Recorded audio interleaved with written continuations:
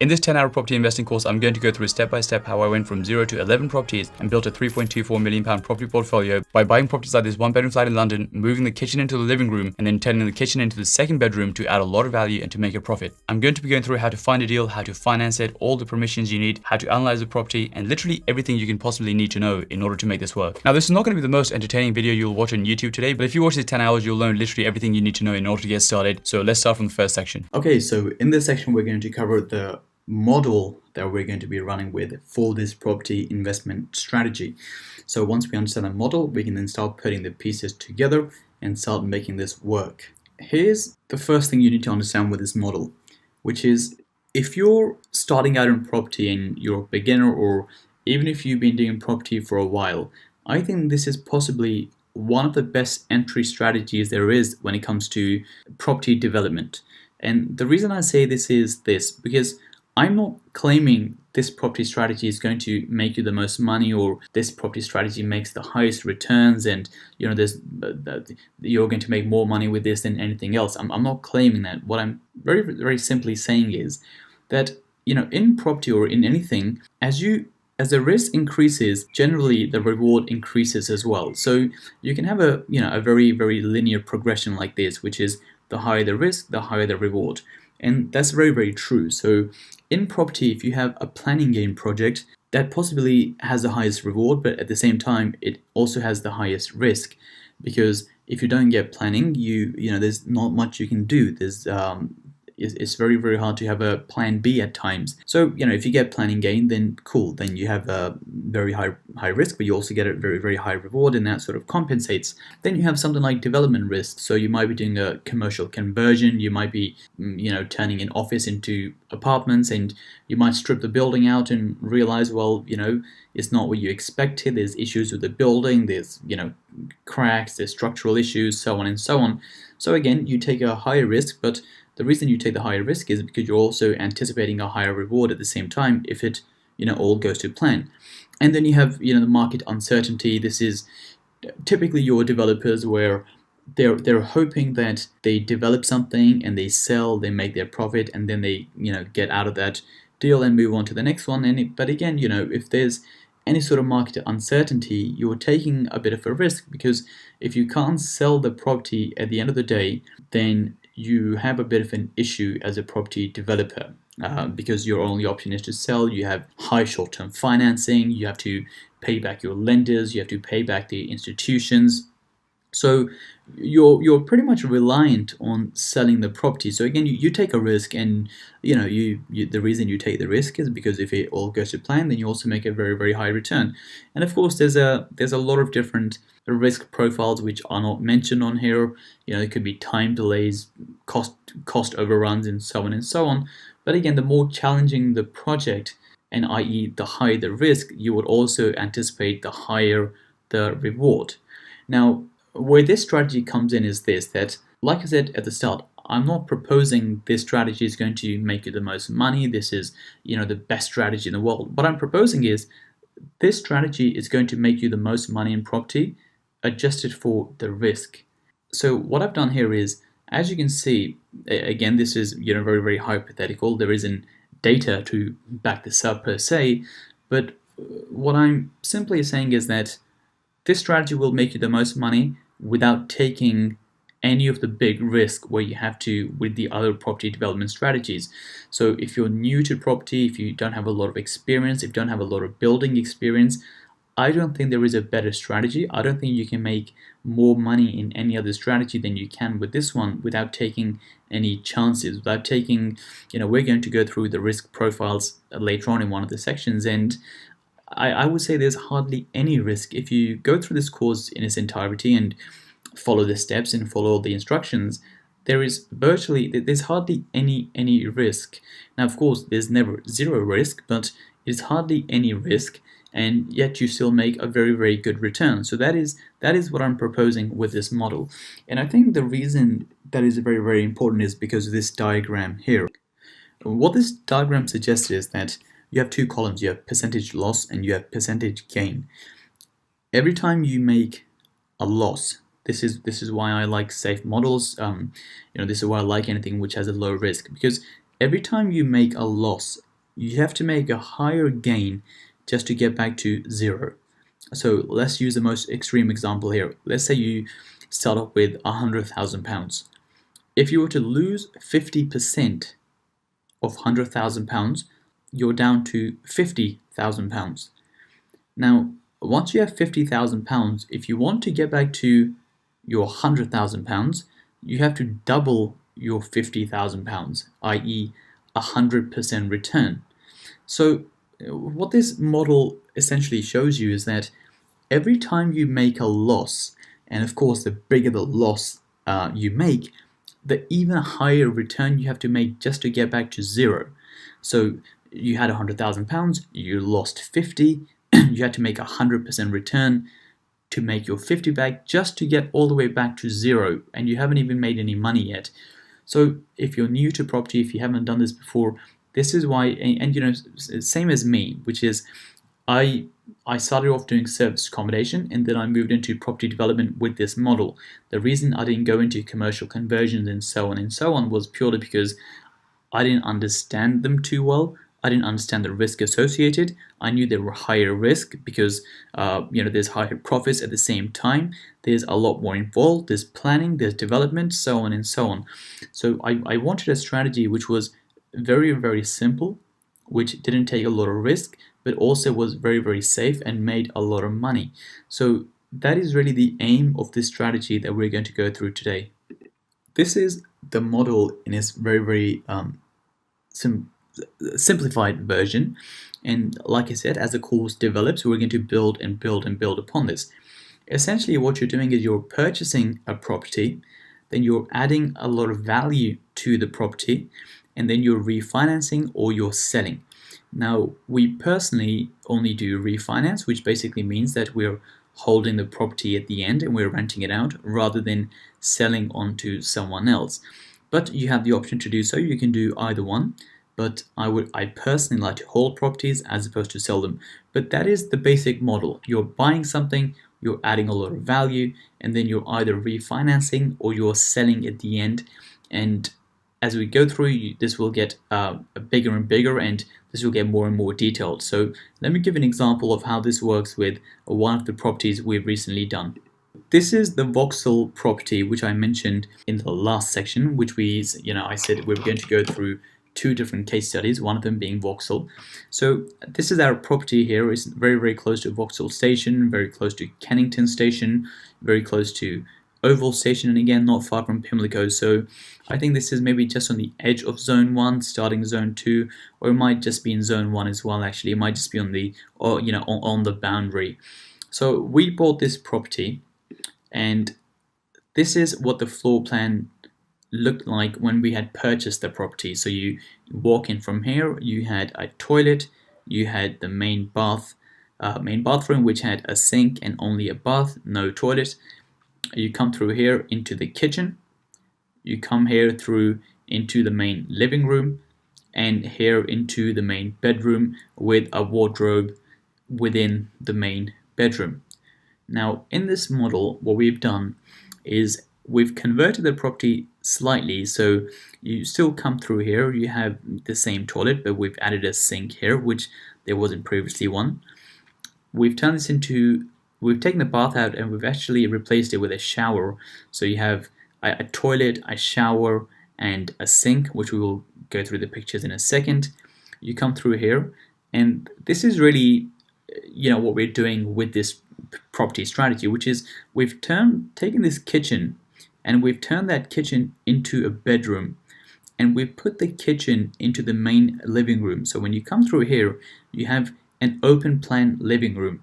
Now generally when you buy new build properties nowadays, they're all pretty much already open plan properties. They already have the kitchen within the reception room. So this is becoming very, very normal. But of course with properties which are much, much older, that didn't used to be the case. Properties used to be a separate kitchen and a separate living room. Nowadays, people are perfectly fine with having an open plan kitchen, open plan living room. So we've moved that here. Another thing what we've done is we've used this storage space we've expanded it slightly and we've turned that into a shower and a sink. So there isn't a toilet here, but there is a sink and a shower. We made use of that storage space to essentially get an ensuite in. So this property has been converted from a 1-bedroom, 1-bath property into essentially a 2-bedroom, 2-bath property. So this is what it looks like. This is the property as we bought it. So this was the main reception room. So again, not in very, very good condition, very, very old, needed everything completely redoing. And we moved the kitchen into the open plan living room. So as you can see, you can just about see the kitchen counter is here. I should have posted a better picture, but this is the kitchen counter here. And you have the sofa, the TV, the dining table, and essentially it's turned into an open plan living room. This is the original bedroom of the property. So here where my cursor is currently would be where the wardrobe was, and you have a double bedroom, which is now converted into a double, well, it's still a double bedroom, but it's a double bedroom with an ensuite. So you go through here, you have a sink, and just on the right hand side of the sink, you also have a shower cubicle. It doesn't have a toilet, but it does have a shower and a sink, so it's an ensuite. Then you have the kitchen. This is what the kitchen looked like. Now, ideally, you want to find properties which need a lot of work done, so you can add a lot of value. So this is what the kitchen looked like. Of course, needs a lot of work done, but that is not a major issue because we're going to be stripping this out anyway and converting this into a bedroom. So this is what it looks like with a bedroom. Now, with a bedroom, typically what we're trying to do is we're trying to make sure you can get a full-size double bed, you can get a side table, and you can also get a wardrobe. If you can get even more furniture in there, then even better. We've had some properties where the bedrooms, the kitchens were slightly bigger, so we've managed to get a desk and a chair in there. But as long as you have a wardrobe, as long as you have a double bed and a side table, there is actually, you can't see in the picture, there is actually another built-in cupboard where this ledge is, so it almost has 2 wardrobes, the side table and the bed. So that is converted into the 2nd bedroom. This is what the bathroom used to look like. So the bathroom had a bathtub and it had a sink. Now with a lot of these old properties, they're typically divided up, so it's a bathtub and a sink, and the toilet is separate. So that could be pretty well utilized because what you can do is you can take the bathtub out and turn it into a shower. You can put a toilet and a sink, as opposed to having a separate toilet and as a separate bathroom but without the toilet. So what we've done here is, if you look at this window as a focal point, so that window is still there, we've added a toilet here. The bath was running along here, which we've turned into a sink and a shower cubicle. So it's turned into essentially a proper bathroom, as opposed to something which was a bath and just a sink, as opposed to the toilet. So we've converted a bathroom into, I would say, a proper bathroom. This is what the toilet used to look like. So again, it was just a toilet, there was no sink, because like I said, a lot of these old properties, you have a toilet in one area and you have the bath and the sink in another room, in the main bathroom, I suppose. And so what we've done here is we've turned it into a toilet, but we've just added a sink as well. And this is what the property looks like from the outside. So that will give you an idea of what the model looks like in its very, very simplistic way, which is we're essentially taking 1-bedroom properties and we're converting them into 2-bedroom properties. And what that allows you to do is it allows you to add a lot of value to your properties very, very quickly. Now let me show you how that looks when it comes to numbers and figures. So we purchased this property for £290,000.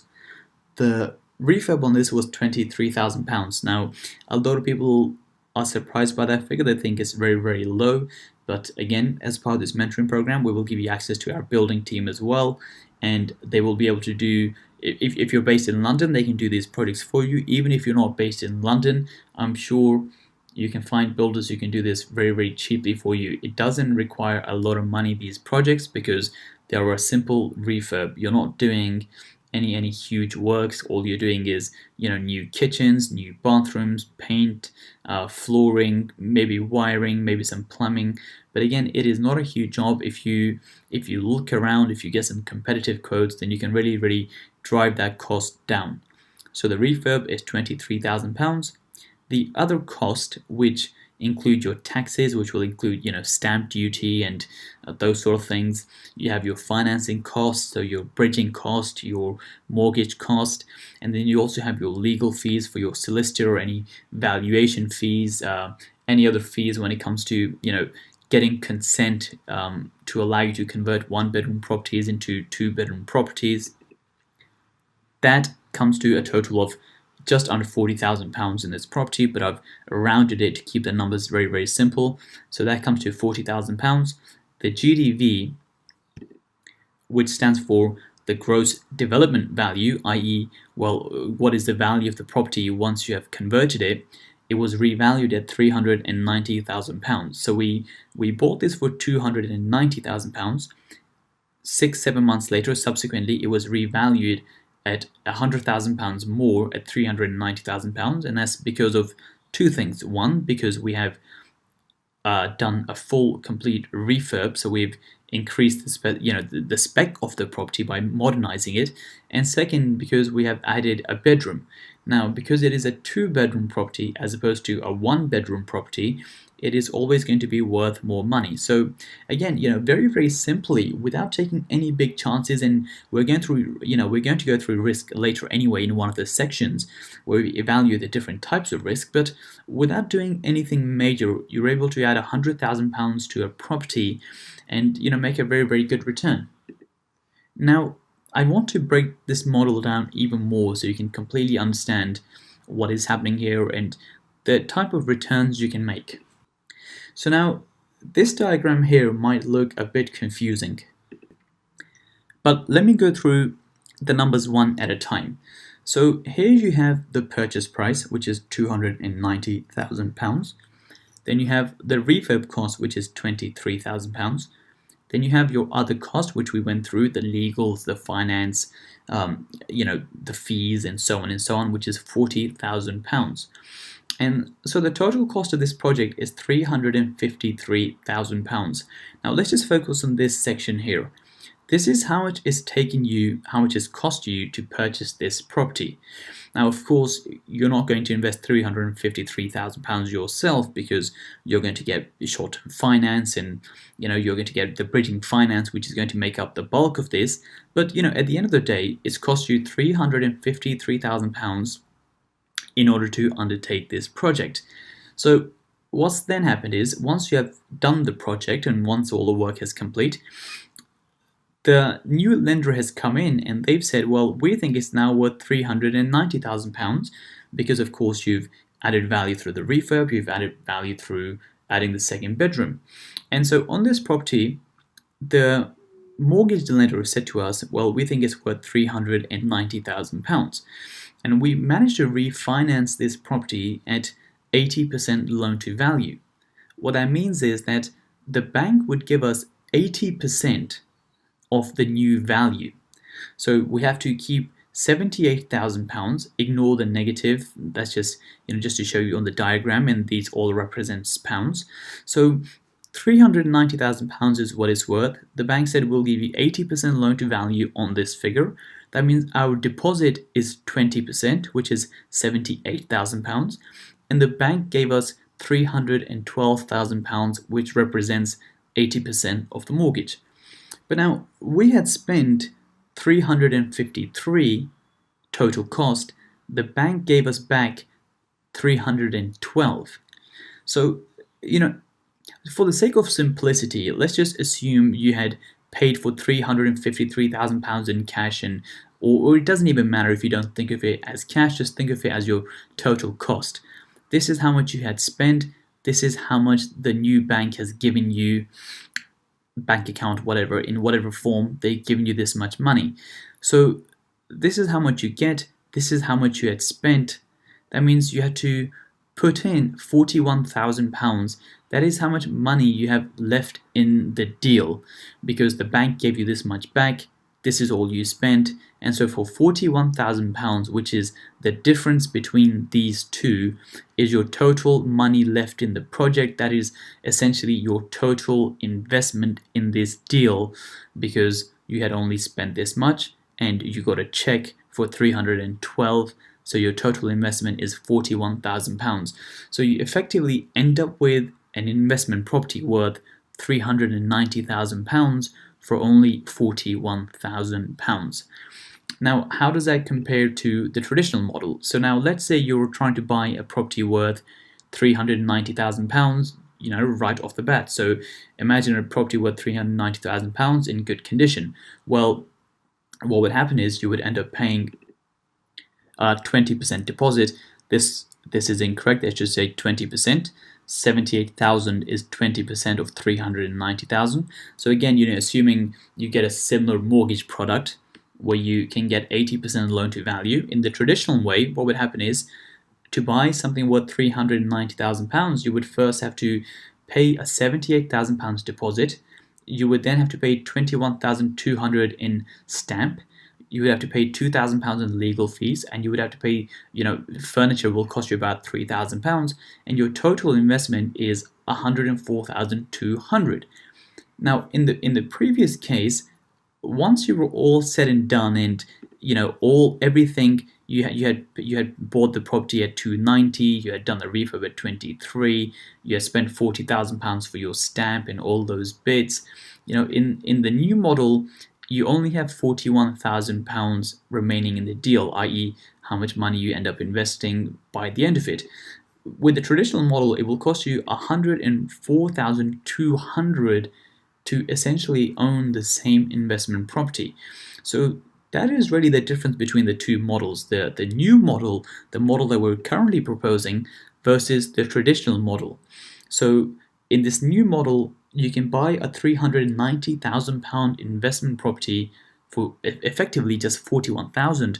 In the old model, the traditional model, it costs you £104,200 to invest in the same property if you're holding.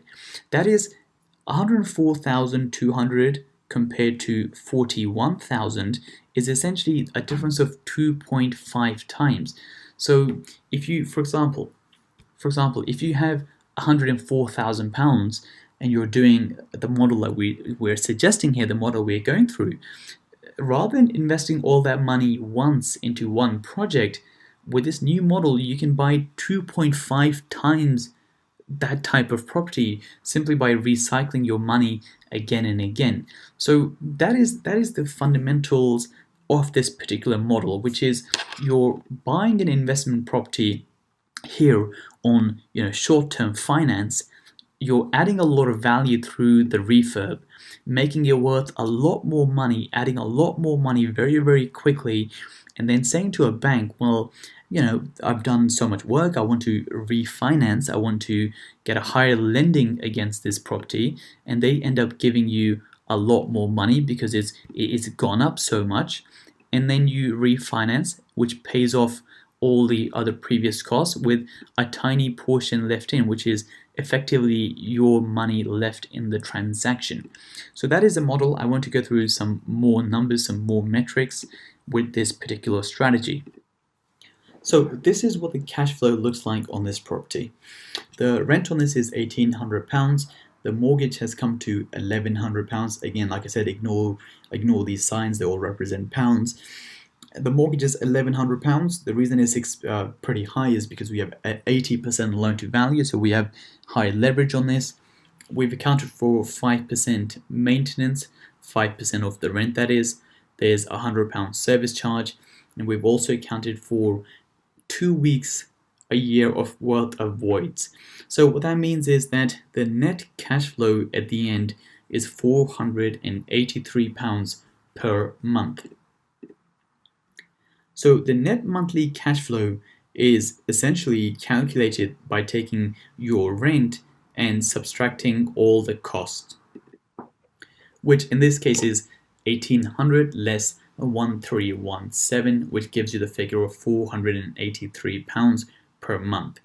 Now, to work out the annual net cash flow, you essentially take your net monthly cash flow and times it by 12, since there's, well, 12 months in a year, and you end up with 5796. The ROCE is a very, very important figure in this whole model, which stands for the return on cash employed. So what that means is that the amount of money you have left in the deal, which is £41,000, well, how much money are you making? What return are you making on that money? Now, if you had £41,000 in the bank, you would, well, make maybe 0.5%, maybe 1%. In this case, the way you calculate ROCE, the return on cash employed, is you take your annual net cash flow. So you take your annual net cash flow and you divide it by the money left in. So you take 5796 divided by 41,000, and on your 41,000, that is a return of 14.1%. So if you had £41,000 in a bank, you're making maybe 0.5%, maybe 1%. But by going through this investment strategy, you're making 14.1%, and that figure will continue to increase over time as the rents in the area increase and so on and so on. But from year one, you're making 14% return on investment, which is, very, very appealing. And again, like I said from the start, you're making a 14% return without taking any big chances. There's not many other investment strategies where you can do that. And again, if we look at the cash flow, if you had £100,000 and you bought one of these properties, you would make 483. Well, again, if you went through this model and you recycle your funds, and you can buy hypothetically 2.5 times these properties. Now, of course, you can't buy half a property, but maybe you buy one slightly cheaper one.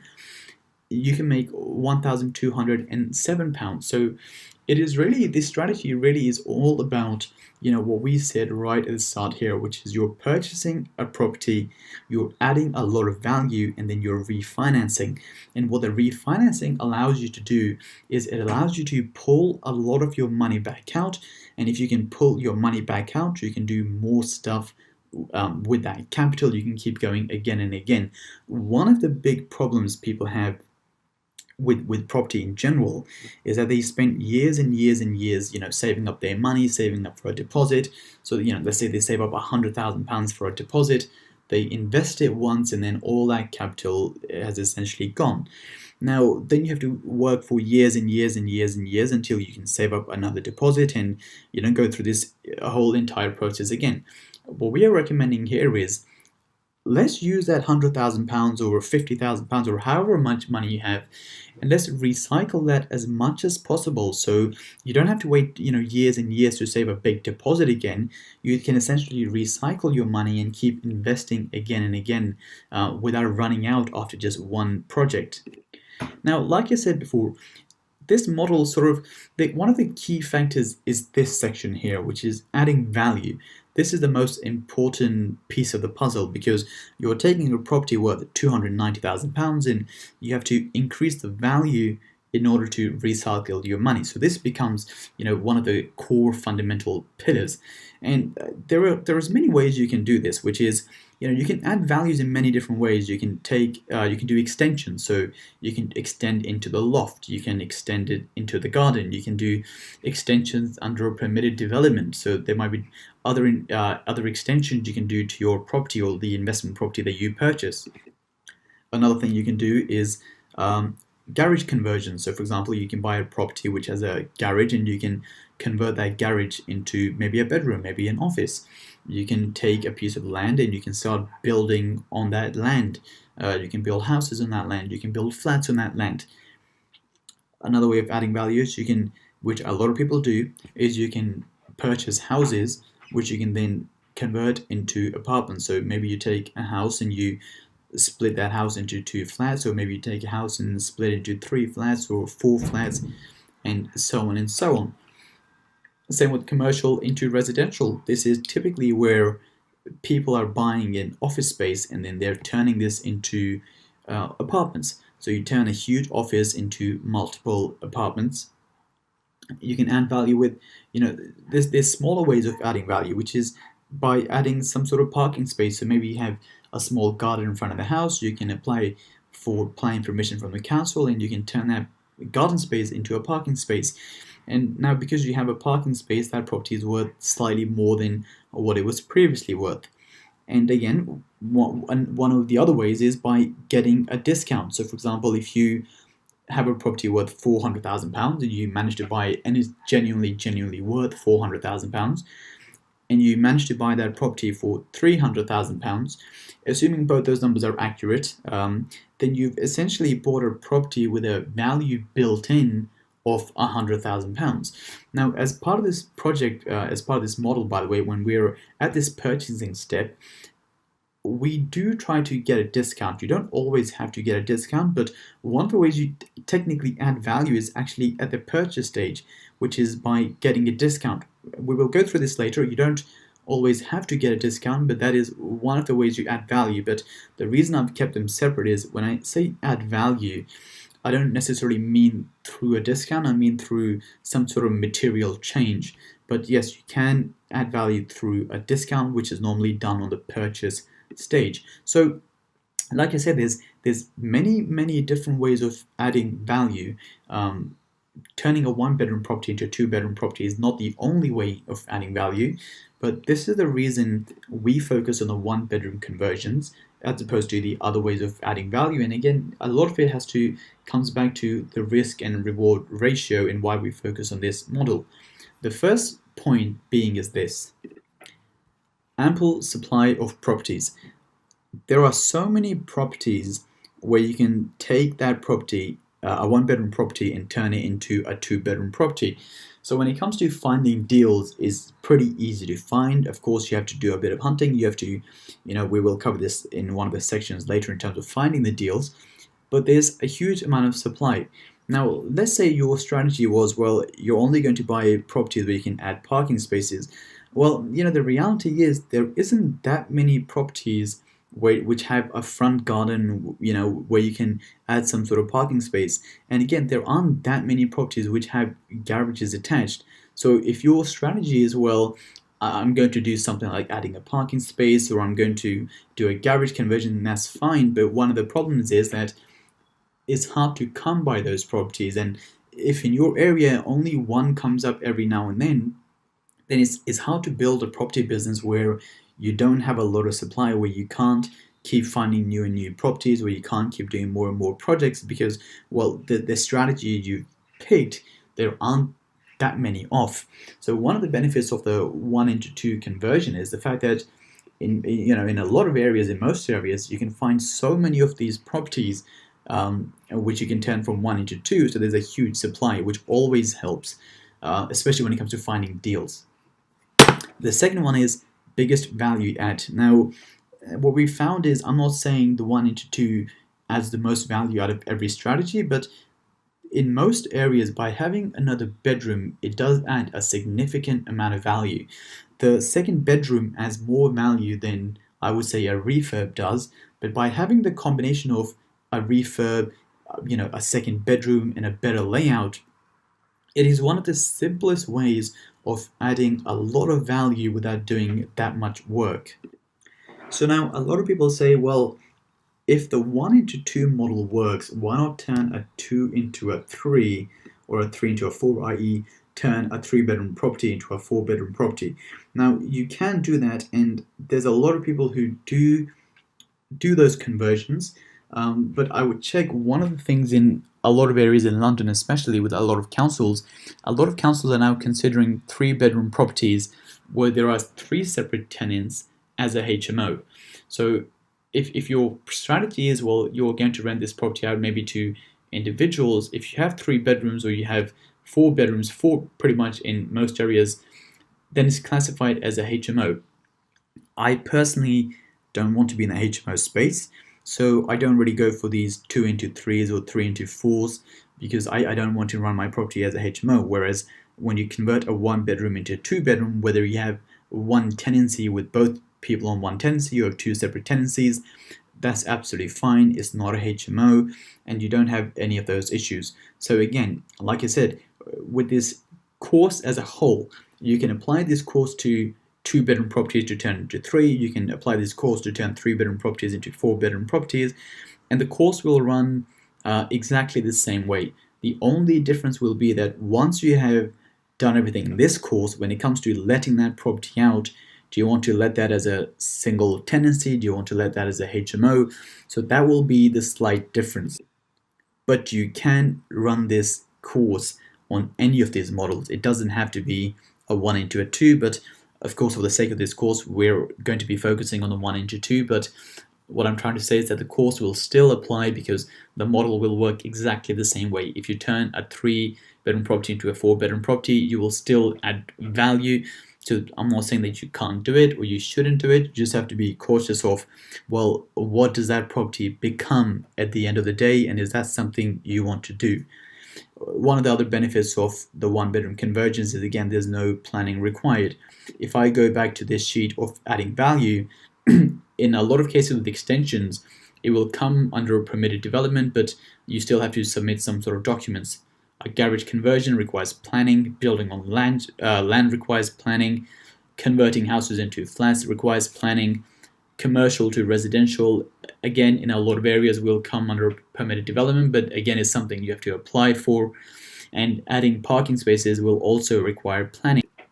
So like I said in one of the previous slides, that once you start introducing planning and other things, the risk increases, but you can make more money at the same time. But with the 1 into 2, it's a very, very simple model which doesn't require any planning. It's very, very fast to execute because you're not spending 8 weeks applying for planning, waiting for planners, appealing, so on and so on.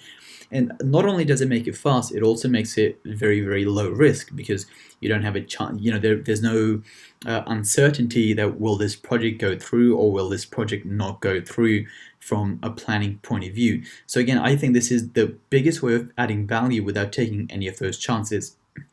Now, the 2 examples I gave at the start of the course, Vauxhall and West Hampstead, the context is important, which is, like I said, this strategy will work for anything where you can add another bedroom. It doesn't just have to be on apartments, it can be on houses. Now, if you're in central London, converting houses is a bit tough, well, purely because, one of the points we mentioned is ample supply. There aren't that many houses in central London. But if you're watching this course and you're in Birmingham and, you're in up north, or maybe you're down south where you do have a lot of houses in your area and you maybe have a lot of 2-bedroom houses, which you think, well, I can apply this model and I can turn the 2-bedroom houses in my area into 3-bedroom houses, then that again is something you can do and the model will work absolutely fine. And that is something people have done. They've taken 2-bedroom properties in areas like Bedford and they've added a lot of value by turning them into 3-bedroom houses, in Bedford. So no reason to say that you can't do different types of conversions. This course is, of course, focusing on the 1-bedroom into 2-bedroom conversions, but I think if you break it down, at the end of the day, this course really is about adding bedrooms, whether that's a 2-bedroom house into a 3-bedroom house, a 1-bed into a 2-bed, a 3-bed into a 4-bed. But for the sake of this course and for the sake of the examples, we're going to be focusing on the 1 into 2. So now, once you've done these conversions, a big question which we always get is, well, what do you do with these properties? Do you flip them or do you hold them? A lot of it does come down to personal preference and what your goals are, what your strategies are, if you need cash for other things, so on and so on. But here we can cover some of the fundamental differences between flip and hold and why we hold all our properties as opposed to selling them. One of the big reasons we got into this model was because we wanted to benefit from the long-term appreciation. Now, if you look at the data, every 10 years property prices seem to double. Now, it might be sometimes 9 years, sometimes it might be 8 years, sometimes it might be 12 years, but on average, it's roughly around every 10 years. So if you're holding a property, then you get the long-term appreciation as the property prices go up. Now, like I said at the start, in the previous section, this course is run by me and my business partner, Rav. Now, Rav bought a property in 2009 in London Bridge for £250,000 in 2009. He refinanced it last year for £500,000 in 2019. So again, that pretty much is exactly bang on, but like I said, sometimes it's 9 years, sometimes it's 12 years, but on average it's around the 10-year mark. So you get to benefit from the long-term holding of that property. The second benefit that becomes, if that property is going up in value, you can keep remortgaging the money from that property. So now, when the property Rab had went from £250,000 to £500,000, he then remortgaged at 75%, which released £200,000 effectively, in cash. And one of the, I suppose, one of the main points, one of the best things about remortgaging is, because it is a remortgage, it is a loan. It is not profit, it's not money you made, it is a loan. And therefore, there is no tax on that loan. So when you release £200,000 from the bank, you don't pay any tax.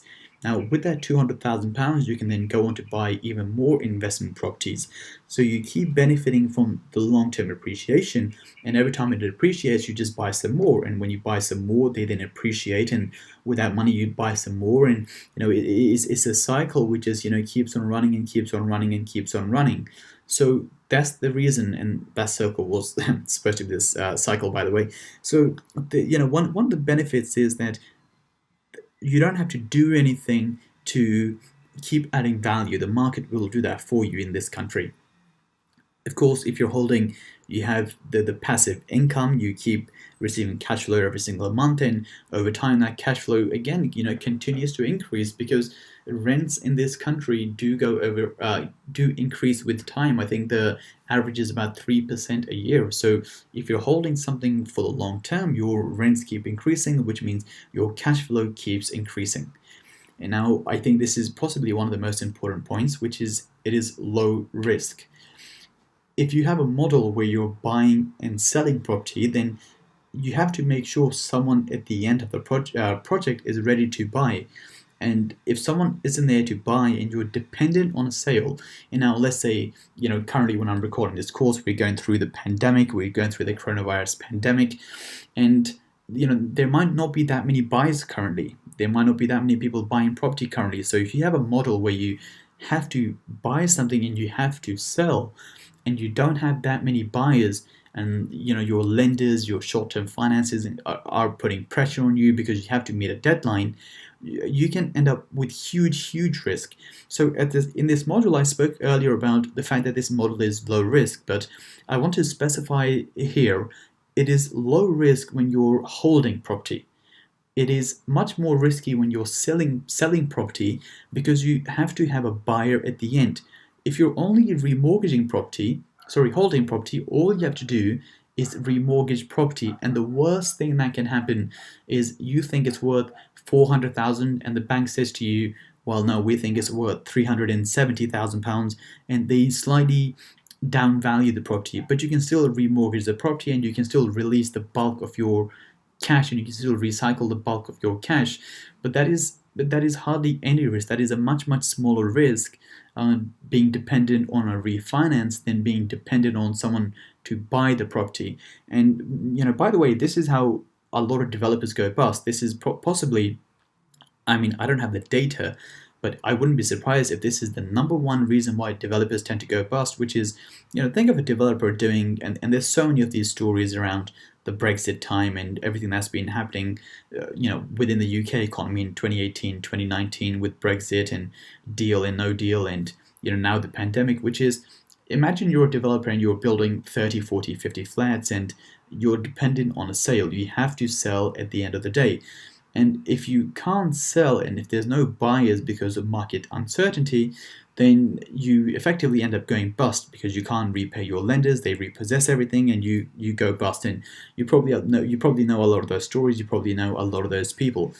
When you're refinancing and if you do your numbers at the start, it is a much safer bet because you're not dependent on someone buying, you're simply dependent on someone refinancing the property. And if you've done your due diligence property, normally that should be fine. If you have good brokers who advise you well, that should be fine, and you don't have to take big chances. So that's probably my favorite point, along with the fact that the property keeps appreciating, which keeps recycling money, which allows you to buy more, which then increases the passive income, and so on and so on. So a very low risk model if you're holding, not necessarily if you're selling. The disadvantage with the hold model is the fact that your money is tied up. So the example I gave you earlier with the Vauxhall project, £41,000 of our money is tied up. Now that could be your money, that could be one of your investors' money, that could be a joint venture partner's money, but someone's money is being tied up. And that money is slowly released through the cash flow and slowly released through the appreciation of the property. But a lot of the capital is locked up, which means you can't then move on to bigger and bigger projects by taking all your money back out. I mean, whereas with a flip, if we look on the other side, it says you can cash out. The advantages of a flip is you can cash out the profits, which accumulates your capital. So for example, if I go back to the Vauxhall deal, I think the profit on that deal was something, let me have a look here. So, the total cost was £353,000. It was worth £390,000. So let's say the difference between the two is the profit, which is just under £40,000. So again, if we go back here with the flip model, you made £40,000 with your flip, then you can use that £40,000 to do a bigger deal, make another £50,000. Now you have £90,000, and you keep going bigger and bigger and bigger. That's something you can't do with a hold model unless you have a lot of investors and you have a lot of people backing you, a lot of people working with you. But then the downside with the flip model is the fact that whenever you sell that property, you have to pay capital gains tax firstly.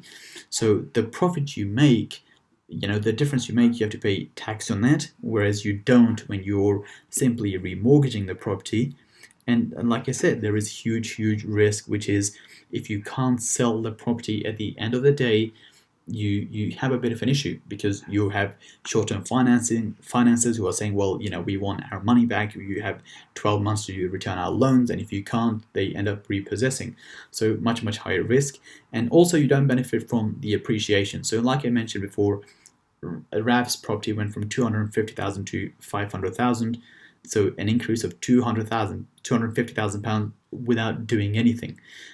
You haven't done any more work. Once you let it out, you aren't really doing much more else, and every year it's going up and up and up and up in value. So these are the reasons for hold, these are the reasons for flip, and because of the fact that this is lower risk, and because of the fact that the UK economy has always seen very high appreciation over time when it comes to property prices, we stick with this model, which is the buy and hold model, as opposed to the buy and sell model. So this is the summary of this section, which is essentially we're taking 1-bedroom flats and we're converting those into 2-bedroom flats, where the model is buy, maybe at a discount, maybe not at a discount. We will cover this later. Add a lot of value, and again, the value is added through the refurb, and the value is added through the improved layout by adding a 2nd bedroom. Then we are refinancing the property in order to recycle as much cash as possible. And once that has happened, once you refinance, you're holding the property for the long term, for the long-term appreciation, for the passive cash flow, and you're essentially moving on to the next project and trying to do the same again. So in this section, we're going to be talking about the property criteria, how to find a suitable property for this exact model. Now, this module is broken up into 4 sections. The first one is type of property. So what type of property you should be buying. Should you be buying a council property? Should you be buying a private property? The type of property, essentially. The second section in this module is the type of building. So again, once you have determined the type of property you should buy, there's different types of building. There's a low-rise building, there's medium-rise buildings, there's high-rise buildings, there's concrete buildings, and the list goes on and on and on. After that, once we've selected the type of building, we're going to be looking at the location criteria. What makes a good location? What type of location should you be looking for when selecting your property deals? And last but not least, the property criteria itself. So once you have the type of property, the building, the location, what is the exact type of property you're looking for, which can be converted into a 2-bedroom property. So in this section, in that particular section, we're going to cover all the criteria when it comes to the layouts and the floor plans, and exactly what you should be looking for when it comes to finding that exact property which can be converted from a 1-bedroom into a 2-bedroom property. So let's first talk about the type of property that you should be buying. Now, I've sort of differentiated these into 3. The first one says council properties, assuming apartments in this case. The second is private properties, and again assuming apartments. And then the last one says houses. So let's start with council properties. And we bought quite a few of these council properties, and these are some of the benefits, and especially if you're in London. Now, in some other areas it might vary, but in London this is essentially how it works. As a whole, actually, the first point, even if you're not in London, council properties typically tend to have a higher yield. What that means is the amount of rent you're receiving compared to the value of the property. And the reason council properties have a higher yield is because, if you look at any area, council properties are typically much cheaper to buy than private properties, purely because they're not as desirable as a private property. So, let's say a council property, the one we bought in Vauxhall, was for £290,000. A private property in that area might start from £400,000 or even £450,000. So that property is significantly cheaper than a private property. But see, when it comes to the rent comparison between a private property and a ex-council property, the rent isn't as low. When it comes to looking at it proportionally, the prices are very low when it comes to ex-council compared to private, but the rents are not as low proportionally. So what ends up happening is, as a percentage, you have, as a proportion, you end up getting more rent for what the property is worth. So you end up having a higher yield because the rents are still not that bad compared to the low purchase price. So in London, what happens is that you end up having a higher yield. Sorry, I didn't mean in London. I mean anywhere. What happens is that you end up having a higher yield for your property because they're much cheaper, but the rent isn't as low. And you can look at this in your area and go on Rightmove and compare the type of properties, and you will see this in any place in this country that holds true. The second point is the rental coverage maximized loan to value. The topic of rental coverage we're going to be going through in very small detail once we get onto the finance section, but put simply for the time being here is that after the 2008 crash, and with the 2008 crash, what was happening was a lot of people were taking on mortgages which they couldn't afford, and the economy went bust throughout the world, especially the Western economies. So what they then introduced was essentially stress testing, that which is called the interest coverage ratios, and or you can call it the rental coverage. That what that means is your rental yield has to be at a certain level in order for that property to qualify for a mortgage. And like I said, we're going to go through those calculations later. But for the time being, the higher the yield you have, the more money you're able to take out from that property from a higher loan to value. So for example, if you have a very low yield, what that will mean is that you might not get a 75% mortgage or an 80% mortgage. You might get a 70%, a 65% mortgage, because your rents are not strong enough to pass the stress test when it comes to mortgages. So for the time being, just realize that the higher the yield, the higher the loan to value, the more leverage you can get, which means the more money you can recycle from your deals. If you have properties, and this is especially true in London, where the yield on private properties are so low that when it comes to recycling your funds, when you go for the refinance, it is hard for you to refinance a lot of money because the stress test calculations will not hold up. So again, don't worry too much about this at this stage. We're going to cover this later. But for the time being, just recognize that council properties have a higher yield. And the higher the yield you have, the more money you will be able to refinance upon the refinance stage. Another benefit of council properties is that they're typically much bigger in size. So, the one-bedroom properties are, or even two bedrooms are, much bigger than they are than compared to private one-bedroom properties or private two-bedroom properties. Because see, a lot of these council properties, especially the old ones, they were built, decades ago, whereas nowadays when private properties are built, they're typically built in order to, maximize space. They're built very small because the developers are trying to maximize their profits. So one of the added advantages of council properties are that because they're big, they're generally, you can very easily convert them from one bedroom properties into two bedroom properties. A typical council one bedroom property might be, let's say, 45 square meters, whereas a lot of private one bedroom properties might be 32, 33, 34, 35. They can be bigger, but generally when you're looking at an area and you're looking at your price range, the council properties do tend to be bigger and therefore far easier to convert those properties as opposed to private properties. But like I said before, in this course we're going through two examples. One is Vauxhall, which is council, and one which is West Hampstead, which is private. So I'm not saying private doesn't work. Some private properties can work, but you have to keep everything in mind, like the rental coverages and so on when you do your calculations. Just as a reference point, the West Hampstead private property, that still holds up because that property wasn't that expensive. Whereas if that property was in Mayfair or something where the prices are very high, then the rental coverage probably wouldn't stack at a 75% loan-to-value mortgage because the rents are not strong enough. But this is why we're going through two examples so you can see how both of them would play out.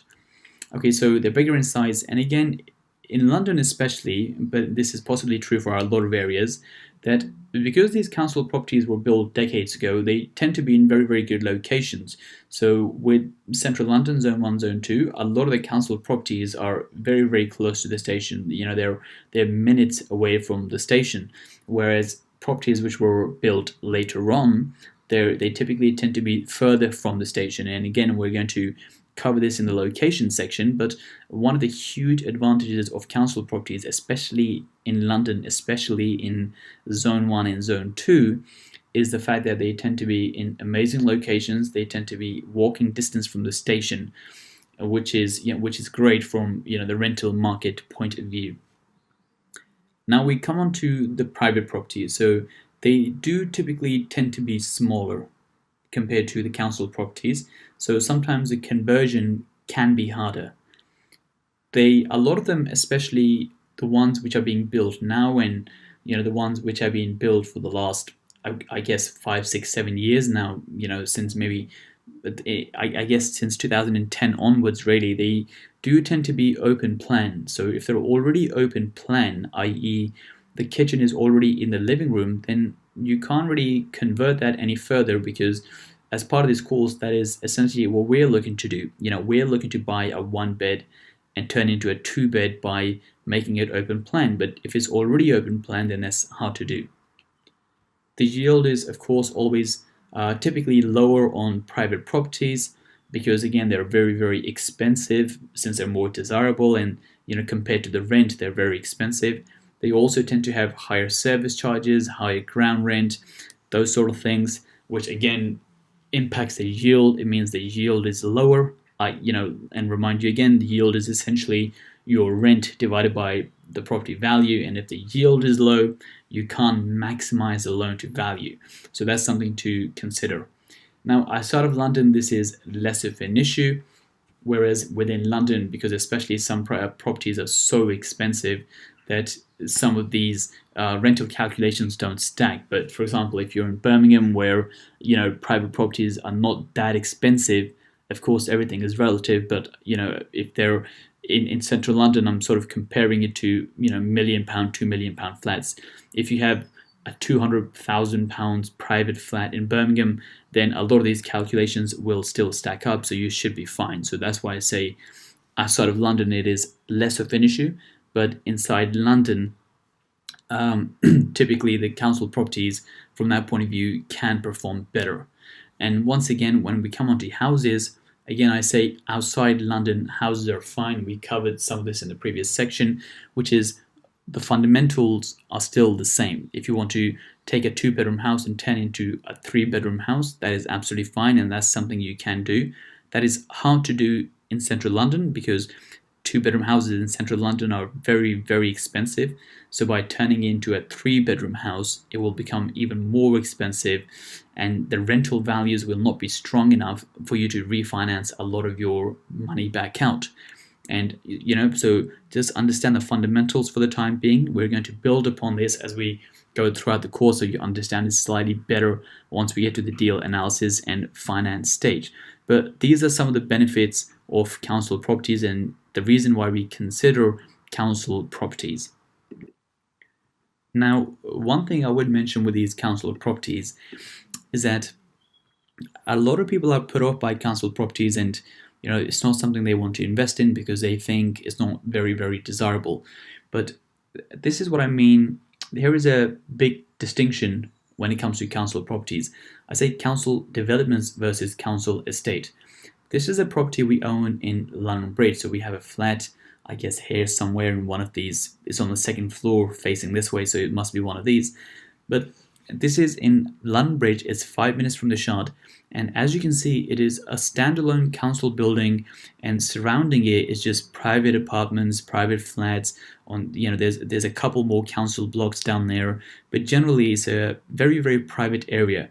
So that is a council property, a council development in a normal, private, very, very good area. So whereas on the other side you have something which is known as a council estate. So I believe this is in Pimlico, which is rows and rows and rows of council properties in a council estate. So generally, from a desirability point of view, we tend to stick with single council developments in expensive areas surrounded by private development, because that area generally happens to be a lot better. So when we say to people invest in council properties, and we also invest in council properties, we typically invest in areas which are private areas but maybe has 1 or 2 standalone council buildings, because if you have a lot of very, very expensive apartments nearby, it just brings up the value of that whole area, whereas the same isn't necessarily true for a council estate. So this is a big distinction, which is we always say focus on the council developments as opposed to the council estates if you're investing in ex-council properties. So that is a section on the type of property you should be looking at, and especially in London, the context applies everywhere, and this is why we also have the mentoring sessions to look through different types of deals that you guys are looking at. But for the time being, just recognize that if you are in London or if you're in very, very expensive areas, council properties can be very, very good because they have a much, much higher yield. You can refinance a lot of your money. But if you're sticking to council properties, pick council developments in very good private areas as opposed to council developments in council estates. So in this section, we're going to be covering, what type of building or council building should you be looking for when it comes to finding your property? So when it comes to council buildings, I think this picture here represents an ideal type of building, which is, first of all, it is a low-rise building, which is typically means 5 floors or less. So I believe if this is ground floor, first floor, second floor, third floor, I think it's got 4 floors. I'm not sure what this is. Maybe it's a 5th floor, but low-rise buildings are generally 5 floors or less. And in this whole section, when we talk about the type of buildings, we're purely coming from a desirability point of view, because when you get lending on your property deal, the lenders, especially the mortgage lenders, they look at buildings from a desirability point of view. And the buildings they think are more desirable, they're happy to give you a higher loan to value. So, they're happy to give you more money, a bigger loan against that property compared to properties they don't think are as desirable. So ideally what you want to do, you want to pick properties which are desirable, because if you have desirable properties, you're going to get a higher loan to value and maximize the amount of money that you can recycle. So just keep that in mind when we go through this section, that we're looking at this from a desirability point of view from the lenders. It doesn't really matter what you like, it doesn't really matter what I like, our preferences don't really matter. It's what the lenders like and dislike, because that is how they're going to be judging the loans. So the first thing is it has to be a low-rise property that is more desirable. The second thing is it has to have internal access. So what that means is, as you can see, this is the main door here. These are the main doors, and all the access is through the internal. And the distinction is, or the opposite to this would be something called deck access, which I will come on to in a second. But just keep in mind for the time being that these properties which have an internal access, so everything is accessed internally as opposed to balconies, which you will have seen with a lot of council properties, are generally preferred.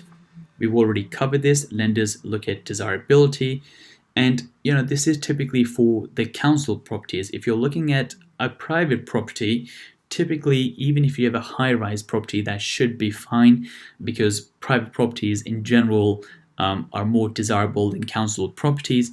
But especially these two criterias, they definitely hold true for ex-council properties. So these are some of the properties that you want to avoid. The first one, this is what I meant by deck access, that there isn't an internal access, rather than you access the apartments from, essentially the deck or the balcony, whatever you want to call it. Now, this is actually one of the properties that we own. So this is in Battersea Park. So even though it is deck access, we still purchased it, because when it comes to desirability, even though the lenders don't like it as much as internal access, it is not the end of the world. The reason they don't like it is something to do with fire safety, fire escape. So they don't. They prefer internal access as opposed to deck access, but it's not the biggest thing in the world. So you can go for properties like this, but just keep in mind that the internal access is preferred, but it's not going to be a game changer. It's not going to make a huge difference between the two. So you don't avoid this completely, but just keep that in mind. The second thing to avoid is, like we mentioned before, is a council estate. One of the reasons is that typically with council estates, the amount of private flats in the developments are generally very low. What that means is, imagine you have this council block here, right? So in this council block, this flat here might be private, i.e. someone has maybe bought this flat from the council, and this one maybe has been bought by someone private, and maybe this one has been bought by someone private. So maybe there's 3 flats which are private, and the other 27 are still under council ownership with council tenants. That means 3 out of 30 are private, i.e. 10%. So again, from a lender's point of view, the more private flats there are in a building, the more desirable it is, because there's private owner occupiers or buy-to-let investors as opposed to council tenants. So lenders prefer a high private ownership, and when you're in a council estate, generally the private ownership seems to be very low compared to when you have a one-off council development like I showed you earlier in London Bridge. In this case, maybe this one is private, this one is private, this one is private, and the higher the private ownership there is, and we will touch upon this later, how you can verify what the private ownership is. Very simply, you can do this on Rightmove by checking how many other properties were sold in the building, and that will tell you how many private properties there are. But we will touch upon this later. But for the time being, just recognize that the lower the private ownership, the less desirable that property is from a lender's point of view, from the lender's eyes. And if the property is less desirable, they're less willing to be, they're less likely to lend on that property. And if you have something which has low private ownership, you can still get lending, you can still get a good loan to value, but you have less lenders willing to give you a mortgage. At the end of the day, you want to have as many options as possible from lenders, and some lenders will just not even entertain the idea of buildings which have less than 50% private ownership. So again, the reason I put this next to the deck access slide is because even though lenders prefer high private ownership, you can still get lenders, you can still find lenders who will be okay with a low private ownership. So you might have lenders who might be okay with, just 3 out of 30. But what happens is when you apply for a mortgage, the lenders always say, well, we can give you 75% loan to value subject to the valuer's comments. What that means is that your mortgage lender will send a valuer to the property, and they will know that, well, the private ownership is low, but they will take a view on the building and they will take a view on the location. So if the building is good and the location is good, but the private ownership is low, they might still be fine. So generally, this is why we say avoid council estates. That, for example, if you have a standalone building in London Bridge, which has low private ownership, but it's in a very good location, it's a well-maintained building, you will still have lenders who will be willing to lend on this. But if you're in a council development or in a council estate, the odds are not in your favor because they might not see that whole area as desirable. So again, private ownership as a whole, lenders really like it when it's at least 50-50, so 50% private, 50% council. Even if you have lower, it's not the end of the world as long as you have a good building and you also have a good location. So again, something to be wary of when you're trying to find a building. One thing I would pretty much avoid completely, unless you are buying private flats, is high-rise apartments. So a high-rise is generally anything which has more than, I would say, 7 to 9 floors is typically considered a high-rise. Again, high-rise properties are not as desirable as low-rise properties, which is 5 floors or less. And again, if something is not as desirable, then there are less lenders who are willing to lend on it. It might be with lower loan to values, and so you can't recycle a lot of your money. So I would avoid this completely, purely because the lenders do not like high-rise properties, especially ex-council high-rise properties. Another type of property which isn't typically as desirable as normal properties is apartments above shops.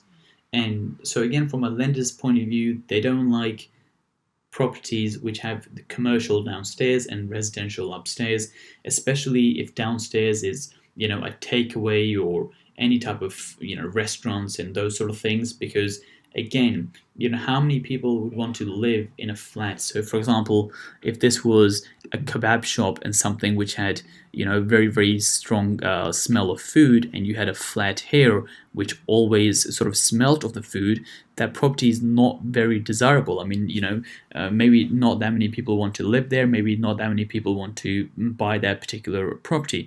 So what happens is when you have residential downstairs, and it's because of disturbance, and especially with food, of course, there's other issues, lenders don't like properties above commercial for that reason, because it becomes a lot less desirable than properties which are essentially standalone, which are in a residential block, and they do not have those type of disturbances.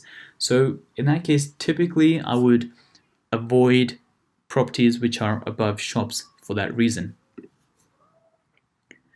Another type of property which you should completely avoid is what is called concrete structure. So concrete structures. This is, I think dates back to maybe the 1960s or 70s. A lot of the ex-council properties, they were for some reason built with concrete. So it might be a bit hard to see in this picture, but this isn't brick. This is made with concrete.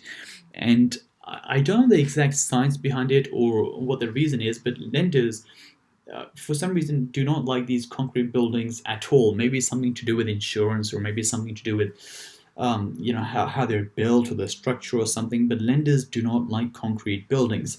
So, and like I said before, there are lenders who will be, might not like deck access, but they will still lend on it. They might charge you slightly more.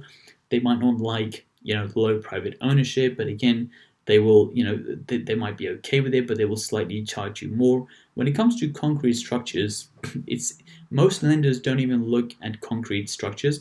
You have to get specialist financing on these concrete structures. There doesn't seem to be much of a giveaway when it comes to these concrete structures. Now, so what happens is if you can't get a mortgage on something, or if there's very, very few lenders willing to lend on a type of property, that property typically isn't very desirable since most people can't get mortgages.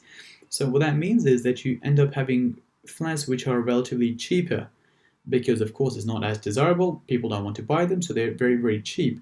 If you go to Marylebone in central London, you have tons of these properties in an area called Leeson Grove, where there's flats and rows of flats which are concrete structures, and they're very, very cheap compared to the private properties, but again, they're not desirable. So the benefit of buying something which is concrete structure, if there was a benefit, is the fact that it has a very, very high yield, because people don't mind renting them. The rents are still pretty strong because if someone's renting, they don't really have an issue with the fact that it's concrete. So the yields are very, very high, so you can make some good cash flow. But the problem is they're very, very hard to sell because of the limited mortgage options. So if you're applying this model, which is buying, adding value, and then refinancing, that can become a bit of a challenge, because you won't have that many lenders on the back end who are willing to give you the finance to recycle your money. Even if you found a lender who says, you know what, I'll give you 75% loan to value, or 70%, 75%, 80%, whatever the figure is, because there's so few lenders. Now, let's say in 5 years' time, you want to go and sell this property, and for whatever reason, you want to release some money. When you go to sell it to the open market, most people will not be able to get a mortgage on this particular property because there's not that many lenders. So what will happen is, if you want to sell this property, you will end up having to sell at a discount, or maybe sell to an investor who's trying to do the same thing as you, which is buy at a discount, add value. The last thing you want to do is sell to an investor, because they will only look at the figures and they will try to lowball you on the figures. Whereas if you can sell to maybe a first-time buyer, they might be able to give you a better price because it's more of an emotional buy.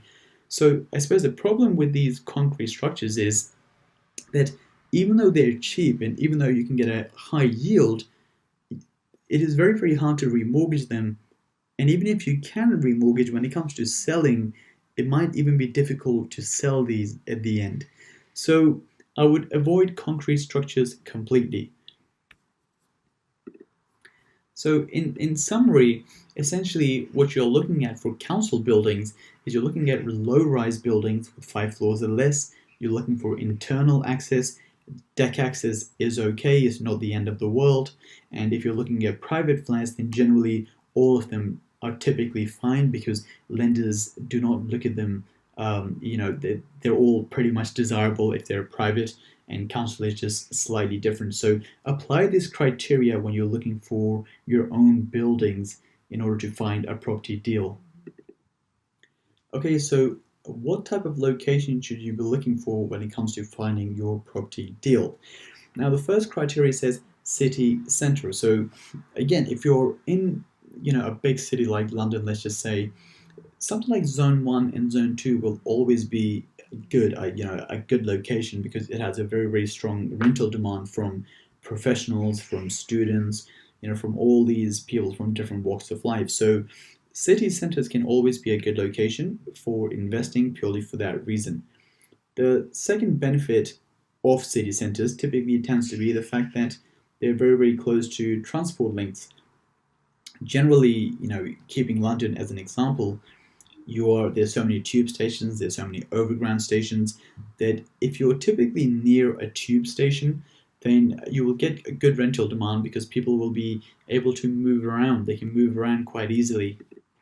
So typically when it comes to us investing in our projects where we're turning 1 bedrooms into 2 bedrooms, we typically only look for city center locations which are close to close to tube stations or public transport links, whilst at the same time avoiding any type of council estates. So we look for, like we mentioned before, we look for standalone council buildings in very desirable areas, in private areas, close to public transport, and where there's going to be high demand. You can even narrow that down further. You can maybe even target areas of employment. So For example, if you were looking in London, you have areas of employment like Paddington Basin, you have Old Street, you have the City, you have London Bridge. So you can target locations based on the fact that there's a lot of corporations, there's a lot of corporates there, or you can target based on the fact that there's very, very good transport links. Those are the two main things we look at. Now, if you were outside of London and you were maybe considering houses and which aren't typically in the city center locations, you can branch your research slightly further and you can look at, well, are there good schools in the area? Is there a low crime rate? Are the areas safe residential areas? So those are the some of things you can look at from houses if you're not in city center locations. But again, if you think about it, if you're in central London and you were to look at some sort of crime data, and because of course you can get all these studies and you can get these heat maps with crime. If you're in central London, especially zone 1, that map isn't going to fluctuate too much. That map is going to be pretty steady. There might be some areas which are slightly worse than other areas, but zone 1, zone 2 as a whole, if you're close to one of the big stations or one of the tube stations, it will generally have good rental demand. Now, one of the top tips when it comes to location criteria, what you can do is, if you're planning on converting a 1-bedroom into a 2-bedroom and you're not sure about the rental market, you should go on Google, find the top 5 letting agents in that area. So for example, let's say you're in London Bridge. You would Google London Bridge letting agents and you would contact the top 5 and you would say, I'm buying a 2-bedroom property in this area. What do you think of the rental market? Who would typically rent these properties? What type of prices would they pay? Will they want a furnished property or will they want an unfurnished property? And typically how long do these people stay for? And these letting agents will be able to give you a very, very good idea in terms of the type of market it is. Is it a student market? Is it a corporate market? If it's a student market, what is the peak season? What is the low season? With a lot of students in central London, they typically tend to come in June, July, because the term starts in September, and they will stay for 12 months and then they will leave and a new set of students will come. So the typical tenancies are about 12 months. So if you're ever unsure about an area or unsure about a specific property on a particular road, the best advice would be to call 5 letting agents and you can speak to them and you can tell them, well, I'm about to buy this 2-bedroom property, and maybe, if you can, maybe you can speak in a way where you can say to them, well, if you maybe I'm looking to use you guys as my letting agents, could you give me some more information? Do you think this is a good property? Do you think this is a good location? All those sort of things. Any sort of concerns you have about the locations, you can find out very, very quickly from the letting agents. So that is typically as far as I would go. Now, another thing with the letting agents you can do is, for example, like I said before, in this course we're talking about converting 1-bedroom properties into 2-bedroom properties. But now let's say you find a 3-bedroom property and you want to convert it into a 4-bedroom property. As part of this course you could still do that, but in terms of the back end, well, how are you going to let it out? That's something which has to be taken into consideration. So, let's say you're thinking of turning a 3-bedroom property into a 4-bedroom property. Then I think what you should do is you should call 5 letting agents in the area and you should say, well, is there much demand for 4-bedroom properties? Typically with 1 or 2-bedroom properties, in most areas you tend to have good demand because a couple could stay there or, a young family. But with 4-bedroom properties, I would want to know a bit more about the area, about who would typically stay here. So you call a letting agent and you say to them, well, is there much demand for 4-bedroom properties in the area? And they can give you some very, very good information as to whether you should be doing a project which is turning a 3-bedroom into a 4-bedroom or not, based on that information. So typically for the location criteria, I would suggest, if you're converting 1-bedroom properties into 2-bedroom properties, city central locations are always the best because you have easy access for students, easy access for professionals, for the corporate market. So I would focus on city center locations, and I would focus on properties which are a 5 to 10 minute walk from the major transport links. So that might be an overground station, or that might be an underground station, a tube station, or if you're outside of London, that would typically be the main train station in the area. If you're looking to do this with houses, so maybe turning 2-bedroom into 3-bedroom houses, I would look at good schools in the area, I would look for low crime rates, and I would look for the safe residential areas. And then once you have done your research, if you have any concerns or anything you want to clarify, or if you want even more information, the single best thing you can do is call 5 letting agents and get their view on that particular property, that particular street, and whether they think that type of property, i.e. a 2-bedroom flat, would rent well, what it would rent for, who the tenant would be, how long the tenancies would be. Once you have that information, you can tick the box of location. So now we come on to the property criteria itself. And there's 4 components in this section. The first one is the building type. The second is the layout. The third is the works required. And the last one is lease, a long lease. And by the way, that's only if you're looking at flats, apartments. That doesn't apply to houses. So now the building type we've already covered. We want a low-rise building. We want ideally internal access, but deck access is not the end of the world. And very strictly, we want to stick to council developments, not council estates. Or you buy a private building altogether, and then you don't really have these sort of concerns. So the building type we've covered in detail before. The second thing is the layout. So this is one of the properties we bought in London Bridge, and I will just take you through this layout. But what's happening here is you enter the property, you have a toilet, you have the main bedroom, you go into the bathroom, you go into the reception, and from the reception you go into the kitchen. So now, very, very simply, what we've done is we've taken the kitchen and turned it into the second bedroom, and we've moved the kitchen along this wall. And again, so that's one of the big changes that we've made. The second big change is, you can't see on this diagram, but this covered space here, what we've actually done is we've put a shower here. We've taken this portion out. It was just a stud partition. We've turned this into one big bathroom here, and this is the shower enclosure, and this is the toilet with a sink here. So what that has done is that has turned a 1-bedroom, 1-bath property into essentially a 2-bedroom, 2-bath property.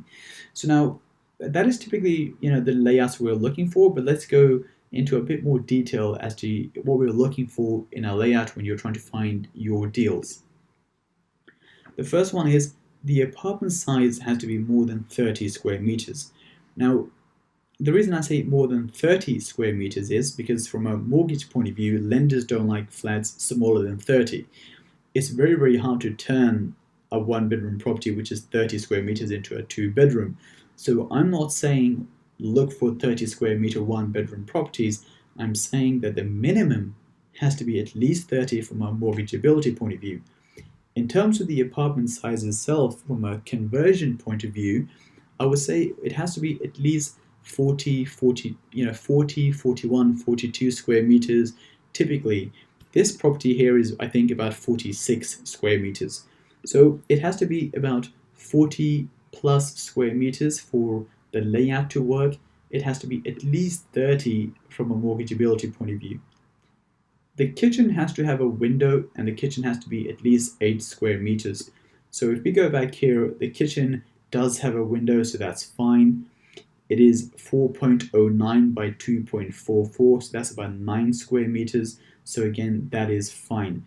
We have done properties which are less. We've done 7 square meters, some slightly less than 7 square meters. You can get away with those. Those are fine if the layout is good, but typically you want to look for at least 8 square meters. The living room has to be at least 15 square meters. So again, this is 5.16 by 3.26, which is about 17 square meters, so that is fine. It has to be big enough for you to be able to add a kitchen and not feel too cramped. Now again, we have done properties which are smaller. I believe Vauxhall was not 15 square meters, but Vauxhall had a pretty good layout where everything fit pretty well. So you can get away with slightly smaller, but typically if you look for around the 15 square meter mark, you should be okay. The next part of the criteria is the pipework, and it says adjacent rooms. What that means is that typically if the kitchen is here, with this 1:2 model, or even 2:3 or 3:4 model, what you're doing is you're moving the kitchen into the living room, into the reception room. So because the kitchen is here, you can normally very easily move it into the adjacent, i.e. the room next to it, quite easily, because all the pipework is already here. All you're going to be doing is moving the kitchen. Like I said, we move the kitchen here because the access to the pipework is still in this area where the original kitchen was. You can just simply connect the pipes quite easily and still make the pipework be effective. So it says the criteria that the pipework can typically only move to adjacent rooms. What we couldn't do in this property was, typically what you can't do is you can't take this kitchen here and move it all the way here, because that is a very big distance for the pipe